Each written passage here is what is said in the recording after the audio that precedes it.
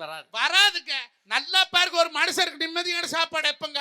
காத்தால எந்திரிச்சா அவசர அவசரமா தின்னு போட்டு வேலை வெட்டிக்கு ஓடுறோம். மத்தியானம் வெந்ததோ விதியோ டிஃபன் பாக்ஸ்ல திருப்பி போட்டு தர சாப்பிடுறோம். ஒரு மனுஷருக்கு அந்த நிம்மதியான சாப்பாடு அது நைட்டு சாப்பாடு தானே. அந்த சோத்தை எந்த பொண்டாட்டியாவது பொறுப்போட போடுறாளா? தட்டத்துல சோத்தை போட்டதுக்கு அப்புறம் தான் சைஸா ஆரம்பிப்பா. நீங்க வாட்டுக்கு வாரீங்க போறீங்க, வீட்டுல என்ன நடக்கிறது உங்களுக்கு தெரியுதா? இருக்கா கொலை பூத்திட்டு வாரேன். உங்க அக்கா வார பாடா ஆட்டையாப்பட்டியில இருந்து வாரா. எங்கெல்லாம் கடை இல்லையா? உங்க அக்கால கட்ட உங்க அம்மா கட்ட வளப்பையா ஏத்தி விடுறா.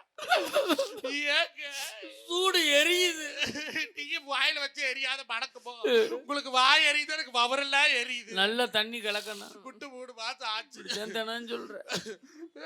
அவங்க தம்பிக்கார 5 கண்டாலும் செலவு பண்றேன், 50 கண்டாலும் செலவு பண்றேன். நாமளும் 2 பசங்களை பெத்து வச்சிருக்கேன். உனக்கெல்லாம் எப்படித்தான் தொண்டையில இறங்குதோ? நீ குடிக்க விட மாட்டீங்களா? இருங்க, தயிர் கொண்டு வரேன். தயிரே ஊத்துறேன். பால்டா இருந்த ஊத்தவன் தின்னு போட்டு சாவிட்டுங்கிறேன். அவ்வை பிராட்டி சொன்னா, கொடிது கொடிது இளமையில் வறுமை கொடிது, அதனினும் கொடிது வறுமையில் நோய் கொடிது, அதனினும் கொடிது அன்பில்லாத பொண்டாட்டிக்கிட்ட சோறு வாங்கி திங்கிறது ஆலகால விஷத்தை விட கொடுமைன்னு சொன்னாள் ஐயா.